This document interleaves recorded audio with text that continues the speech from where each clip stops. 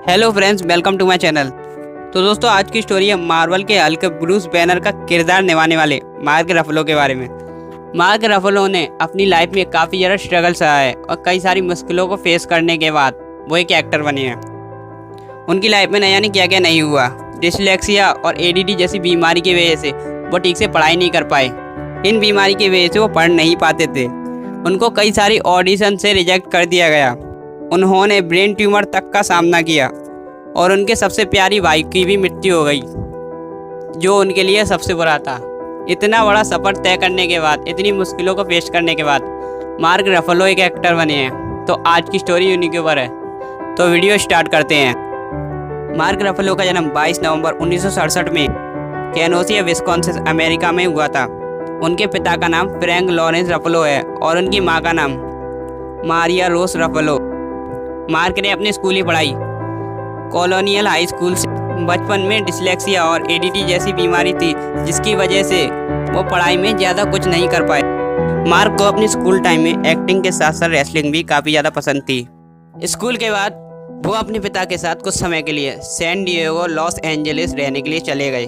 Mark रफलो को school के बाद रेसलिंग स्कॉलरशिप भी मिली, लेकिन उन्होंने रेसलिंग स्कॉलरशिप लेने से मना कर दिया, उसको छोड़ दिया और अपनी एक्टिंग को चुना।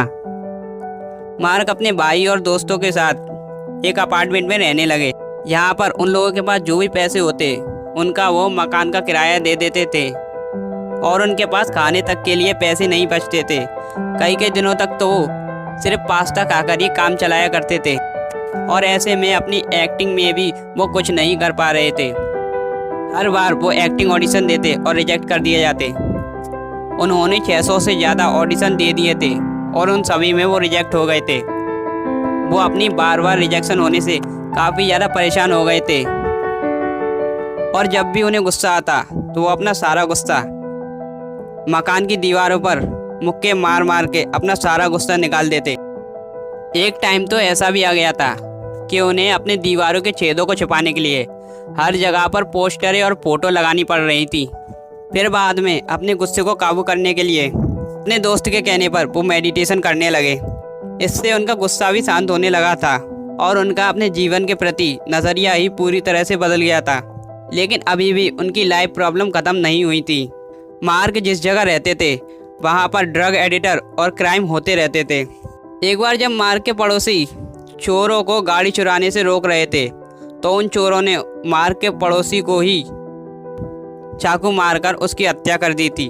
और एक बार जब मार्क अपनी शॉप में काम कर रहे थे तो वहाँ पर एक चोर ने घुसकर मार्क के ऊपर गन तान दी थी। किस्मत से वहाँ पर पुलिस ऑफिसर मौजूद थे और उन्होंने चोर को गोली मार दी।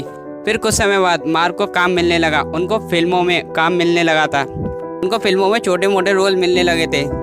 इससे उनकी फाइनेंशियल प्रॉब्लम तो सॉल्व हो गई थी, लेकिन अभी भी उनकी लाइफ में प्रॉब्लम ख़त्म नहीं हुई थी।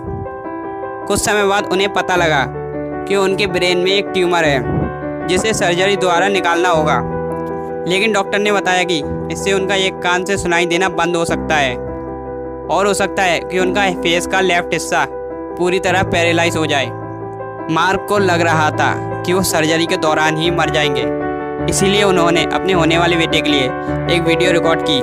उनकी सर्जरी के दौरान कुछ टाइम के लिए दिल की धड़कनें भी बंद हो गई। बाद में वो फिर से चलने लगी, लेकिन इस सर्जरी से उनका फेस का लेफ्ट हिस्सा पैरालाइज हो चुका था। उनको लगा कि अब उनका फिल्मी करियर पूरी तरह खत्म हो गया है, अब वो कुछ नहीं कर सकते। लेकिन कुछ समय बाद उनका फेस ठीक होने लगा था।